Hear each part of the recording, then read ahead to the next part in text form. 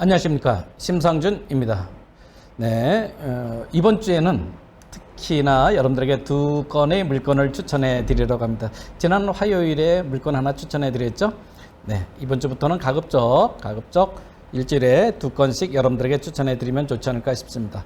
그리고 매일같이 추천 안 해 드리는 대신에 매번마다 아주 작은 팁 하나씩 여러분들에게 경매에 관한 지식을 드리려고 노력하고 있습니다.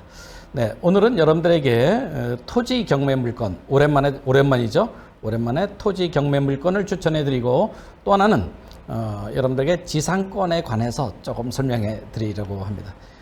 많이 기대해 주시면 좋겠습니다. 이렇게 조금 이제 있는 지식이 나중에 가면 이제 큰 산을 이루게 되겠죠. 네, 오늘 여러분들에게 추천해 드릴 물건은 많이들 여행하고 싶고 드라이브 하는 코스로 너무나 좋은 강화 성모도에 위치한 계획관리 지역의 788평의 토지 경매 물건을 여러분들에게 추천해 드리려고 합니다. 자, 그러면 오늘 추천해 드리는 물건 자세히 살펴보도록 하겠습니다. 먼저 경매 개요가 되겠습니다. 2020 타경에 12,419호입니다. 12,419호 7월 15일 인천지방법원에서 경매가 예정되어 있습니다.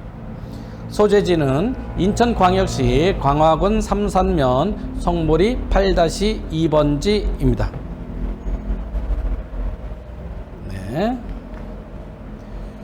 네, 이 물건은 신건입니다. 그래서 한 번 더 유찰될 수, 또 두 번 유찰될 수도 있는 물건이라는 건 미리 말씀을 드리고요.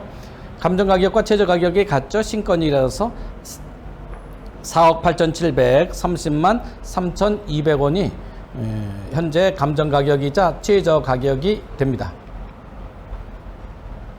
네, 이 물건의 토지 면적은 2,608제곱미터입니다. 788.92평, 약 789평 정도 되는 토지다, 이렇게 말씀드릴 수가 있겠습니다. 네, 권리 분석에 선순위 지상권이라고 되어 있는데, 선순위 지상권에 관해서 설명을 좀 드리도록 하겠습니다. 먼저 지상권에 관해서 설명을 좀 드려야 되는데요. 네, 지상권이란 뭘까요? 지상권은 땅 위를 사용할 수 있는 권리입니다. 어떤 빈 땅이 있죠. 그럼 그 땅을 사용할 수 있는 권리를 우리는 지상권이라고 합니다. 지상권에는 이제 여러 가지가 있는데, 여러 가지 좀 아셔야 되는 것이 있죠. 지상권의 존속기간, 이런 것들은 굉장히 중요합니다. 존속기간은 30년, 15년, 5년 이렇게 세 가지로 나뉘어져 있죠. 그런 것들은 여러분들 공부하시기 바랍니다.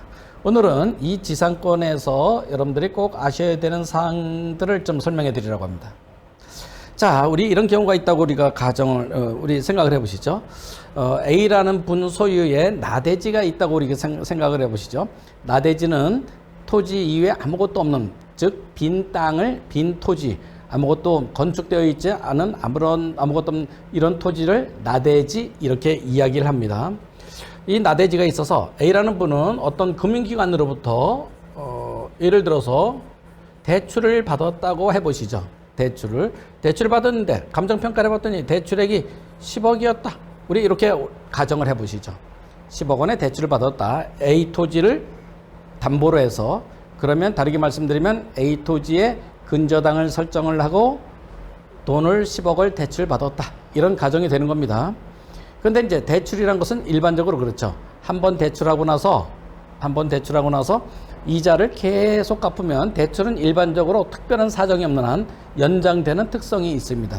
그래서 뭐 5년이고 10년이고 지속적으로 대출되는 그런 경향성이 있죠. 특별한 사정이 없는 한. A라는 분은 이 10억 원의 대출을 받고 대출금의 이자를 아주 꾸준하게 잘 냈습니다. 그런데 약 한 10년이 지난 후에부터 갑자기 이자를 내지 않으세요. A라는 분이, 이렇게 채무자죠. 대출하신 분이. 그래서 이 금융기관에서 어딜 가봤냐? 이에 해당되는 대지를 가봤습니다. 대지를 가봤더니 깜짝 놀랐습니다. 어떻게 돼 있냐? 대지는 있는데 A라는 분 소유의 대지는 되어 있죠. 토지의 소유자는 바뀌지 않았는데 이 위에 B라는 분 소유의 건축이 되어 있습니다. 이게 가능할까요? 가능합니다. 어떻게 하면 A라는 분 토지 위에 B라는 분 명의의 건물을 건축할 수 있을까요? A라는 분이 B라는 분에게 토지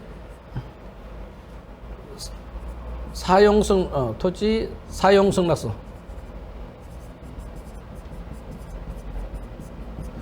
이런 토지 사용승 낙서를 A라는 분이 B라는 분에게 이렇게 해주면은 B라는 분 명의의 건물이 들어설 수가 있습니다. 자, 그렇게 되면은 어떻게 될까요? 은행 입장에서 생각을 해보시죠. 은행에서는 대출해 줬는데 대출금을 회수를 해야 되겠죠. 그 이자를 납부하지 않으면 회수를 해야 됩니다. 회수하는 방법은 뭐가 있을까요?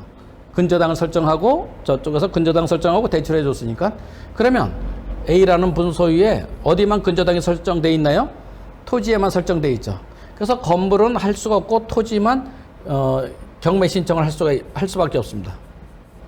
그러면 여러분들이 만약에 이 토지만 경매로 낙찰받는다면 감정 가격은 10억인데요. 얼마 정도의 낙찰을 받으시겠습니까? 아마도 굉장히 낮은 가격에도 낙찰이 되지 않을 겁니다.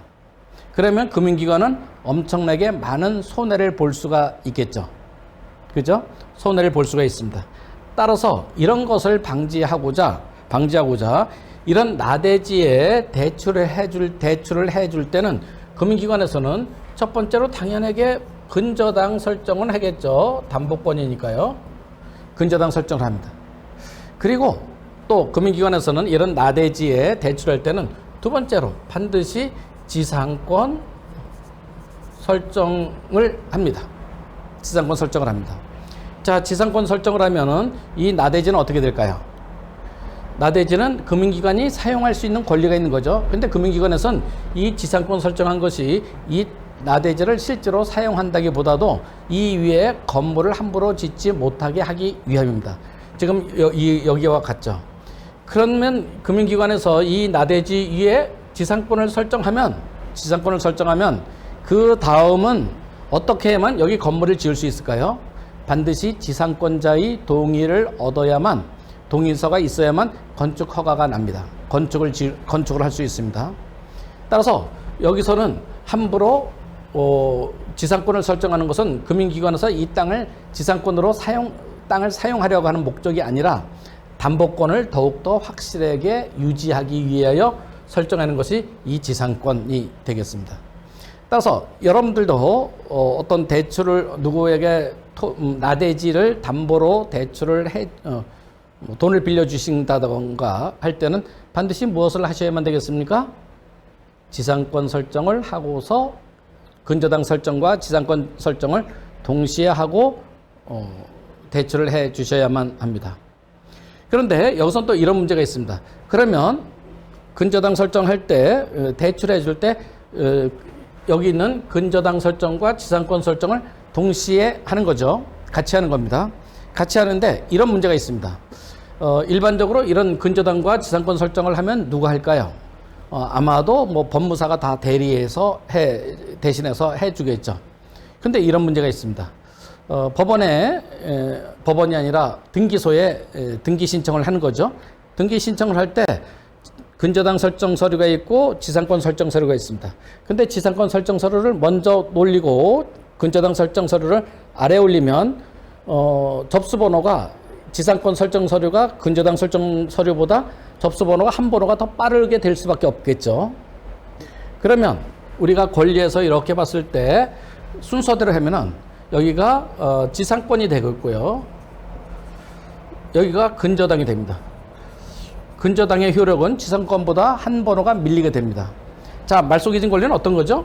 두 가지라면 여러분들 지상권은 말소기준 권리가 되나요? 안 되죠. 말소기준 권리는 근저당입니다. 이런 경우에는. 그러면 이 지상권은 어떻게 되나요? 낙찰자가 인수가 됩니다. 지상권이 인수라는 것은 어떤 걸까요? 땅을 사용할 수 있는 권리가 없다는 겁니다. 낙찰자에게는. 이런 아주 큰 문제가 생기죠. 그죠? 현재 이 경매 물건은 이렇게 접수가 되어 있는 상태가 됩니다. 한 번호가 빨라요. 근저당 설정할 때 접수번호보다 지상권 접수할 때 접수번호가 한 번호가 더 빠릅니다.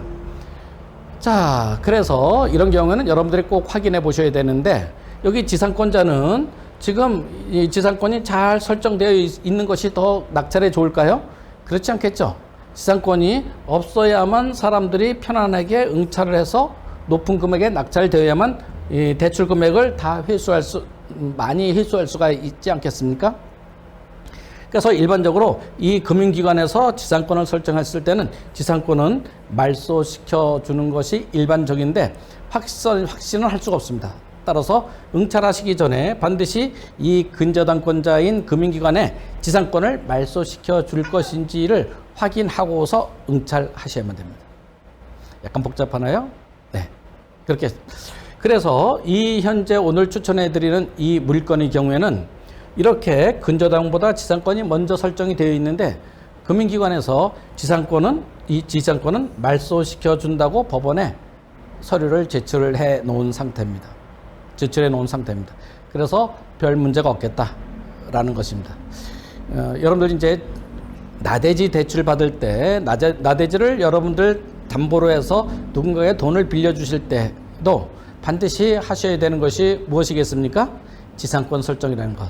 지상권은 땅 위를 사용할 수 있는 권리인데 땅 위를 사용한다기보다도 요즘은 이렇게 담보권을 더욱더 확실히 확보하는 데 이용되는 것이 훨씬 더 많다.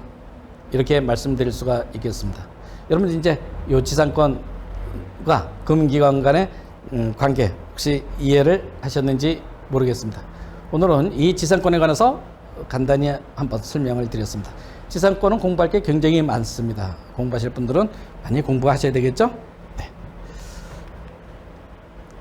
네, 공법을 분석해 보도록 하겠습니다. 네, 지목은 답이고요. 계획관리지역이 되겠습니다. 가축사육제한구역이고요. 공시지가는 제곱미터당 63,900원으로 되어 있습니다. 네, 특별조건 일괄 매각이고 제시의 건물 포함되어 있다. 이 정도가 되겠습니다. 그러면 위치를 분석해 보도록 하겠습니다. 네, 위치를 살펴보면 이렇죠. 네, 이곳이 이제 강화도가 되겠습니다. 강화도고요. 네, 이곳이 성모도, 이곳이 교동도 이렇게 되어 있죠. 교동도와 성모도 모두 다 교량으로 연결되어 있습니다. 그전에는 배로만 이렇게 다닐 수가 있었죠. 네, 이곳이 성모도인데요. 성모도가 이제 성모도 바로 이 부분에 있습니다. 들어가는 입구 부분에 있죠. 이 부분에 위치한 토지 경매 물건이 되겠습니다. 계획관리지역이죠. 그래서 계획관리지역에는 대부분의 건축물이 다 건축이 거의 가능합니다. 네, 이곳은 이제 보안지역이라서 그 위성 사진이 잘 제공이 안 되고 있습니다. 국내에 있는 앱은 그렇죠. 만약에 이곳에 관해서 조금 더 자세히 알고 싶으시면은 위성 사진으로 알고 싶으시면 구글 지도를 참조하시면 되겠습니다. 네, 이렇게 해서 요 바로 옆에는 반개마을 펜션이라고 펜션이 위치해 있고요. 아름다운 산이 있는 성모도라는 곳이 있고 그 바로 밖이 뭐죠? 바다가 되겠습니다. 바다는 이 토지다. 이렇게 보니까 그렇습니다. 네, 이 변에는 도로가 있고요. 있습니다. 네, 바로 이곳 성모도에 들어가는 입구 부분, 성모대교가 여기 있죠. 성모대교 이곳 있습니다. 들어가자마자 요 입구에 있는 토지 789평 정도 되는 토지 경매 물건, 더더군다나 이곳은 저거죠. 계획관리지역이죠. 그래서 더욱더 가치가 높은 토지다. 이렇게 말씀드릴 수가 있겠습니다. 네, 로드뷰로 살짝 보도록 하겠습니다. 네, 이런 곳이죠. 네. 네, 이렇게 되어 있습니다. 네, 이곳은 뭐 택지 개발을 하는 것으로 보여지고 있죠. 네, 이곳에 있는 이 논이 되겠습니다. 논인데, 네, 이곳이 계획관리지역으로 현재 지정되어 있죠. 789평 되는 꽤 큰 논이 되겠습니다. 여러분들의 좋은 아이디어가 아주 좋은 더욱더 가치 있는 토지로 만들 수 있겠죠. 네, 바로 이 답이 오늘 여러분들에게 추천해드리는 물건이 되겠습니다. 네, 위치를 살펴봤습니다. 사진을 살펴보도록 하겠습니다. 네, 바로 이 농지가 되겠습니다. 농지죠? 답입니다. 네, 도로가 옆에 있고요. 옆에는 이제 수로를 지나서 답이 있죠? 농수로가 있고, 네, 바로 이 토지가 되겠습니다. 앞부분에는 지금 이렇게 펜션이 위치해 있네요. 네, 여러분들의 아이디어에 의해서 굉장히 혁신적인 땅으로 얼마든지 변할 수 있는 그런 토지가 되겠습니다. 네, 이렇게 되어 있죠. 바로 이 토지입니다. 네, 실질적인 도로에 접해져 있죠. 네, 바로 바다에서 멀지 않은 곳에 위치한 토지 물건이다. 이렇게 말씀드릴 수가 있겠습니다.